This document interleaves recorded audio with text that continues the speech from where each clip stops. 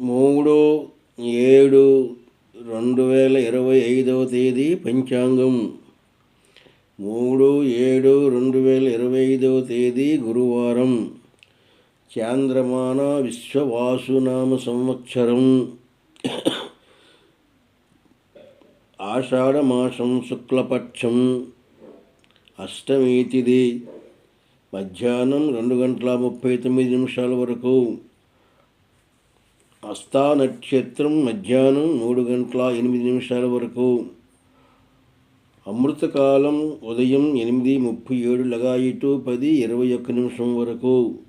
వర్జ్యం రాత్రి 11:53 లగాయితూ 1:35 వరకు.